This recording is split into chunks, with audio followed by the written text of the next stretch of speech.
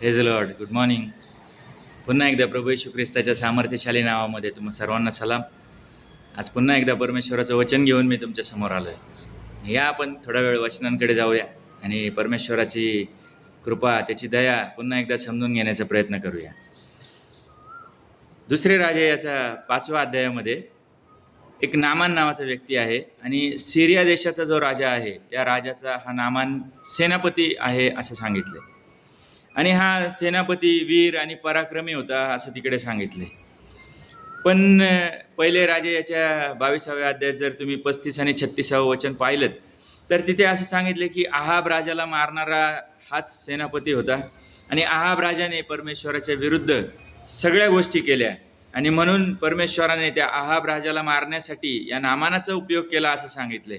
पण या नामानाचा उपयोग केल्यानंतरही शाप मात्र या नामानालाच मिळालेत आणि त्या शापाचा परिणाम म्हणून त्याला कोड फुटलेत असं तिथं सांगण्यात आलंय. प्रियांनो, देवाच्या लोकांना त्रास देऊ नका. तुमची गाठ जिवंत देवासंगती आहे ही लक्षात असू दे.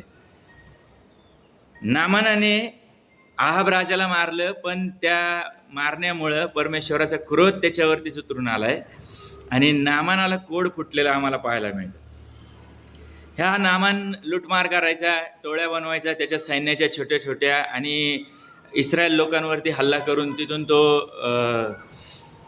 अनेक प्रकारची लूट घेऊन यायचा. सोनं, चांदी, गुरं, ढोरं किंवा माणसं, स्त्रिया, लेडीज, मुली अशा सगळ्यांना तो लुटून घेऊन यायचा. आणि त्या लुटीमध्ये त्यांनी एक मुलगी घेऊन आला होता आणि ती मुलगी त्याच्या घरामध्ये दासी म्हणून ठेवलेली होती.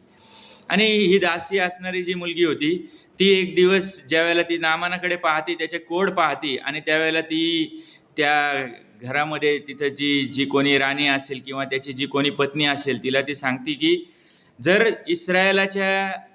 इस्रायलामध्ये असणाऱ्या देवाच्या सेवकाकडे जर हा नामान गेला तर याचं कोड बरं होऊ शकतं. आणि एक सुवार्ता सांगण्याची तिची प्रवृत्ती, कोणत्या परिस्थितीमध्ये तुम्ही आहात ते महत्त्वाचं नाही, सुवार्ता सांगायचं कार्य करत राहायचंय. ती लुटून आणलेली होती ती मुलगी, तिला पकडून आणलेलं होतं, धरून आणलेलं होतं, दासी म्हणून जबरदस्तीने तिला घरातलं काम करायला भाग पाडलं असेल, परंतु तिथंही ती त्या अवस्थेमध्ये देवाची सुवार्ता गाजवायचं सोडत नाही. ही एक सुंदर गोष्ट आम्हाला त्या मुलीकडून पाहायला मिळते. आणि ती मुलगी त्या नामानाबद्दल सांगते की ह्याचं कोड बरं होऊ शकतं जर ती इस्रायलामध्ये असणाऱ्या जिवंत देवाच्या सेवकाकडे जर ती गेली तर. आणि मग नामान ही गोष्ट राजाला सांगतोय. नामानाला ही गोष्ट समजली, नामानाने राजाला सांगितली. राजाने इस्रायलाच्या राजाला पत्र पाठवलंय. इस्रायलाच्या राजाला आलिशाबद्दल माहीत नाहीये आणि म्हणून इस्रायलाचा राजा स्वतःचेच वस्त्र फाडतो आणि तो विचार करतो की हा नामानाचा जो राजा आहे, सिरिया देशाचा जो राजा आहे, हा माझ्या विरुद्ध काहीतरी कुरापत काढायचा प्रयत्न करतोय की काय. आणि असं सगळी ती घटना आम्हाला तिथे बायबलमध्ये पाहायला मिळते. आणि ज्यावेळेला आलिशा हा जो जिवंत देवाचा सेवक होता त्याला ज्यावेळेला समजलं की इस्रायलाच्या राजाने वस्त्र फाडलेत, त्यावेळेला तो त्या राजाला सांगून पाठवतो की तू घाबरू नकोस, तू त्या नामानाला माझ्याकडे पाठवून दे. आणि मग हा नामान सगळ्या रथासहित, घोड्यांसहित, त्याच्या सगळ्या सैन्यासहित त्या आलिशाच्या दारामध्ये जाऊन उभा राहिलेला आम्हाला पाहायला मिळतं.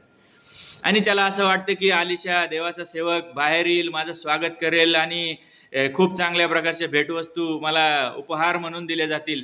परंतु असं काहीच होत नाही. आलिशा आतमधून एका चाकराद्वारे एक मेसेज पाठवतो की तू यार्देन नदीमध्ये जा आणि 7 वेळा डुबकी मार. आणि हे ऐकून त्या नामानाला भयानक राग आलाय. तो म्हणतो, मी एवढा मोठा वीर, पराक्रमी सेनापती आणि हा देवाचा सेवक स्वतःला समजतो तरी काय, माझा साधा सन्मान करण्यासाठी देखील हा बाहेर आलेला नाही, मला विचारण्यासाठी देखील हा बाहेर आलेला नाही, एवढ्या लांबून मी आलोय आणि माझं साधं स्वागत देखील याने केलेलं नाही. आणि परमेश्वराने त्याला जो मेसेज दिला होता की तू यार्देन नदीमध्ये जाऊन 7 वेळा डुबकी मार, तो मान्य करण्याऐवजी तो चिडलाय, रागावलाय आणि तिथून तो निघून गेला. आणि निघून गेल्यानंतर मग त्याच्या सेवकांनी, त्या नामानाच्या सेवकांनी त्याची समजूत घातली. अरे तुला जर याच्यापेक्षा मोठी कुठली गोष्ट जर करायला सांगितली असती देवाच्या सेवकाने तर तू केली नसतीस का. आणि ज्यावेळेला त्याला ते लक्षात आलंय त्यावेळेला तो म्हणतो की ठीक आहे, काय हरकत नाही, मी यार्देन नदीमध्ये जाऊन 7 वेळा डुबकी मारतो. आणि तो गेलाय, त्याने 7 वेळा डुबकी मारली, 7 वेळा तो पाण्यामध्ये बुडालाय. आणि म्हणून त्याच्यानंतर त्याचे कोड निघून गेलेलं, त्याचं शरीर लहान बालकासारखं शुद्ध झालेलं असं तिथं आम्हाला पाहायला मिळतं. प्रियांनो, एक सुंदर गोष्ट इथं आम्हाला पाहायला मिळते की यार्देन नदीमध्ये 7 वेळा डुबकी मार ही आज्ञा होती आणि ती आज्ञा त्याने पाळली. जर त्याने आज्ञा मोडली असती तर कदाचित तो आयुष्यभर त्याच शापामध्ये आणि त्याच कोडांमध्ये तसाच राहिला असता. आज आमच्या जीवनामध्ये अनेक प्रकारचे कोड आहेत. तुम्हाला आणि मला माहीत आहे का? आम्हाला विचार करायचा आहे. आमच्या जीवनात पण कोड आहेत. निंदा करण्याचं कोड आहे, चहाडी करण्याचं, लबाडी करण्याचं कोड आहे, एकमेकांबद्दल द्वेषाने भरलेलं कोड आहे, एकमेकांना दोष देणारे कोड आम्हाला लागलेले आहेत. नावं ठेवणारे आणि व्यसनांचे कोड आमच्याकडे आहेत. अनेक प्रकारच्या व्यसनांमध्ये आज आम्ही लोक बुडालेले पाहत आहोत. रोग आजाराचे कोड आम्हाला लागलेत. अनेक प्रकारच्या रोगाने, आजाराने, व्याधींनी लोक त्रस्त असलेले आम्ही पाहत आहोत. व्यभिचाराचं कोड आहे, चोरी करणारं कोड आहे, फसवणूक करणारं कोड आहे, बेरोजगारीचं कोड आहे, अनेक प्रकारच्या अडचणी, समस्या, संकट, अनेक प्रकारच्या दुर्धर व्याधींनी लोक त्रस्त आहेत. आणि अशा प्रकारच्या कोडांवरती आज यार्देनमध्ये जाण्याची गरज नाही. आज एक अद्भुत गोष्ट तुम्हाला मी पुन्हा एकदा नव्याने सांगणार आहे. प्रभू येशू ख्रिस्त या जगामध्ये तुमचा आणि माझा कोड बरे करण्यासाठी आला. तुमचे आणि माझे पाप आणि शाप जे आमच्या जीवनामध्ये आहेत ते दूर करण्यासाठी तो प्रभू येशू ख्रिस्त या जगामध्ये आला. आम्ही जे कोडाने, शापाने आणि पापाने भरलेलो होतो. कोड हे शापाचं आणि पापाचं प्रतीक आहे. जर तुम्ही गणनाच्या पुस्तकामध्ये गेलात तर तिथे तुम्हाला पाहायला मिळतील या गोष्टी. कोड हे शापाचं प्रतीक आहे आणि हे शाप आमच्या जीवनातून तुटावेत म्हणूनच प्रभू येशू ख्रिस्त या जगामध्ये आला. आम्हाला शापातून बाहेर काढावं म्हणूनच प्रभू येशू ख्रिस्त या जगात आला. प्रियांनो, जर हा नामान रागाविष्ट होऊन तसाच बसून राहिला असता तर त्याच्या आयुष्यातून ते कोड कधीच निघून गेलं नसतं. परंतु तो लीन झाला, नम्र झाला आणि त्याने ती आज्ञा मान्य केली आणि म्हणून तो त्या यार्देन नदीमध्ये जाऊन त्याने डुबकी मारलेली आम्हाला पाहायला मिळतं. त्याने यार्देन नदीमध्ये डुबकी मारल्यानंतर त्याचं कोड निघून गेलंय, त्याच्या जीवनातले शाप निघून गेलेत. आज आम्हाला कुठल्या नदीमध्ये जाऊन आंघोळ करायची गरज नाही. जगातली कोणतीच नदी आज तुमचे आणि माझे पाप धुवून टाकू शकत नाही. या जगामध्ये कुठलंच केमिकल, कुठलाच शॅम्पू, कुठलाच साबण असा नाही की जो तुमचा आणि माझं पाप दूर करू शकेल. पापाला धुवून टाकण्यासाठी या जगामध्ये कुठल्याच प्रकारचं केमिकल, शॅम्पू, साबण असं काहीच निर्माण झालेलं नाही. फक्त प्रभू येशू ख्रिस्ताचं रक्त. पहिले योहानाचं पत्रामध्ये 1 अध्यायात 9व्या वचनामध्ये सांगितलंय, प्रभू येशू ख्रिस्ताचं रक्त आम्हाला शुद्ध करतं. प्रभू येशू ख्रिस्ताचं रक्त आम्हाला सगळ्या प्रकारच्या पापांमधून बाहेर काढतं. प्रभू येशू ख्रिस्ताचं रक्त आम्हाला क्षमा करतं. तो परमेश्वर क्षमाशील आहे म्हणून त्याने नामानाचा राग पाहून त्याला तसंच कोडी ठेवलं नाही. तर ज्या वेळेला तो लीन झालाय, नम्र झालाय, त्यावेळेला त्याने त्याच्या रागाची देखील क्षमा केली असेल. परमेश्वर क्षमाशील आहे, परमेश्वर दयाळू आहे, परमेश्वर कृपाळू आहे. तो जिवंत देव इतका कृपाळू आहे की त्याने त्याचा एकुलता एक पुत्र प्रभू येशू ख्रिस्त या जगामध्ये पाठवला. तुमच्या आणि माझ्या पापांसाठी त्याला वधस्तंभावरती बलिदान केलं आणि त्या येशूने सुमारे 2024 वर्षापूर्वी जे रक्त वाहिलं त्या रक्ताच्या द्वारे तुमच्या आणि माझ्या पापांची क्षमा होते असं बायबल आम्हाला शिकवतं. आणि हाच विश्वास घेऊन जर आम्ही जिवंत देवाकडे आलो, बायबलमध्ये रोम 9:10 मध्ये स्पष्ट सांगितलं की जर तू मुखाने कबूल करशील आणि अंतःकरणाने विश्वास ठेवशील तर तुझं तारण होईल. प्रभू येशू ख्रिस्त आम्हाला तारण देण्यासाठी आला याच्यावरती आमचा विश्वास असेल तर आम्ही सार्वकालिक जीवनाचे निश्चितच भागीदार आहोत.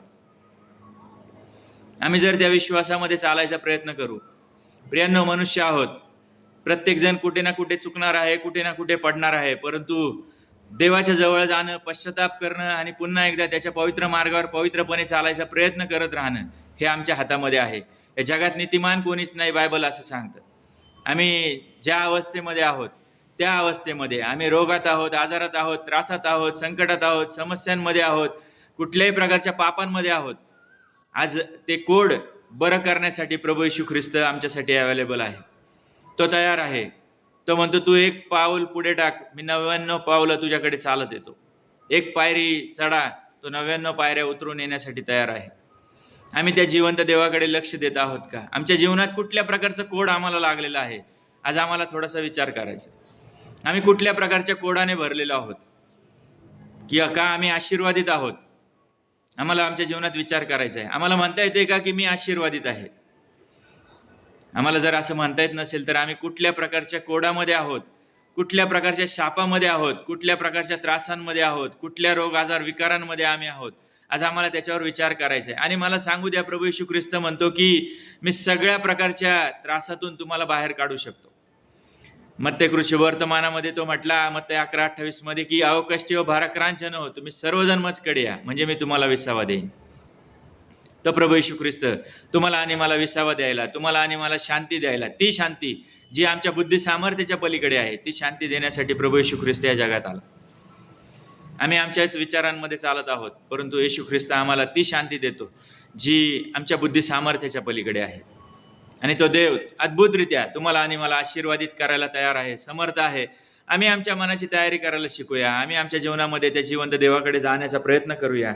आणि पहिले योहानाचं पत्र याच्या पहिल्या अध्याय आणि 9व्या वचनामध्ये काय म्हटले, मी तुम्हाला एक वचन वाचून दाखवतो आणि त्याच्यानंतर थांबूया आपण. जर आपण आपली पापे पदरी घेतली तर तो विश्वसनीय व न्यायी आहे, म्हणून आपल्या पापांची क्षमा करेल व आपल्याला सर्व अनितीपासून शुद्ध करेल. तो परमेश्वर आम्हाला आमच्या सगळ्या प्रकारच्या अनितीपासून, सगळ्या प्रकारच्या पापांपासून शुद्ध करायला तयार आहे. आम्ही स्वतः शुद्ध होण्यासाठी तयारी करत आहोत का? आम्हाला ती ओढ लागलेली आहे का की आम्हाला परमेश्वराकडे जायचं आहे, आम्हाला परमेश्वर हवं आहे, आम्हाला परमेश्वरापासून मिळणारं तारण हवं आहे, आम्हाला परमेश्वराने दिलेलं ते सार्वकालिक जीवन हवं आहे, ही ओढ आमच्यामध्ये आहे का? आम्ही थोड्या दिवसासाठी या पृथ्वी तलावरती आहोत. प्रत्येकाला मृत्यू आहे आणि प्रत्येक जो जिवंत आहे, ज्याने जन्म घेतलाय, अशा प्रत्येकाला मरण आहे. परंतु मरणानंतर काय, याचा आम्हाला थोडासा विचार करायचा आहे.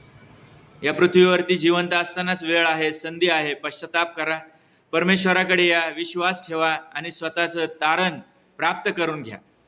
परमेश्वर तुम्हाला तारण देण्यासाठी या जगामध्ये आला. प्रभू येशू ख्रिस्त या जगामध्ये आला. तो वधस्तंभावरती बलिदान झाला, तो मरण पावला, तो तिसऱ्या दिवशी पुन्हा पुनरुत्थित झाला आणि त्याने पुनरुत्थानाची एक मोठी आशा तुम्हाला आणि मला दिलेली आहे. ज्याप्रमाणे हा नामान कोढी त्या कोडातून मुक्त झाला, त्याच प्रकारे तुम्ही आणि मी सगळ्या प्रकारच्या पापातून आणि शापातून मुक्त होऊ शकतो. परंतु तो नामान कोडामधून मुक्त झाल्यानंतरही तो मरण पावलाय. परंतु प्रभू येशू ख्रिस्त मरण पावल्यानंतर पुन्हा जिवंत झालाय. आणि ही अद्भुत गोष्ट या जगामध्ये येशू शिवाय कोणाच्याच बाबतीत घडलेली नाही. आणि हे सिद्ध करते की मरणावर विजय मिळवणारा प्रभू येशू ख्रिस्त एकमेव आहे. आणि तो प्रभू येशू ख्रिस्त जर मरणावर विजय मिळवतो तर त्याने तुम्हाला आणि मला आशा दिली. तो म्हटलं की मी पुन्हा येतो आणि तुम्हाला घेऊन जातो. जो कोणी माझ्यावर विश्वास ठेवत त्याचा नाश होणार नाही. हालेलुया. तर त्याला सार्वकालिक जीवन प्राप्त होईल. प्रियांनो, आमचा विश्वास आणि आमचं देवावरती असणारं प्रेम आम्हाला सार्वकालिक जीवनाकडे घेऊन जाणार आहे. तुम्ही आज ज्या अवस्थेमध्ये असताल त्या अवस्थेमध्ये परमेश्वराकडे या. त्या प्रभू येशू ख्रिस्तावरती विश्वास ठेवा. तुम्ही ज्या त्रासात असताल, संकटात असताल, आजारात असताल, दुःखात असताल, कुठल्याही प्रकारचे कोड तुमच्या जीवनामध्ये असू द्यात, कुठल्याही प्रकारचे शाप तुमच्या जीवनामध्ये असू द्यात, प्रत्येक शापापासून, प्रत्येक त्रासापासून सुटका देण्यासाठी प्रभू येशू ख्रिस्त समर्थ आहे. आपल्या मनाची तयारी करा, आपल्या अंतःकरणाची तयारी करा. या आपण छोटीशी प्रार्थना करूया. मी तुमच्यासाठी प्रार्थना करतो. धन्यवाद देतो जिवंत परमेश्वरा, राजांच्या राजा, प्रभूंच्या प्रभू. आज आम्ही पुन्हा एकदा तुझ्या दयास्थानापुढे येत असताना तुला विनंती आणि प्रार्थना करतो. जे कोड आमच्या प्रत्येकाच्या जीवनामध्ये आहेत परमेश्वरा, त्याच्यामधून मुक्त करण्यासाठी तू प्रभू येशू ख्रिस्ताला या जगात पाठवलंस.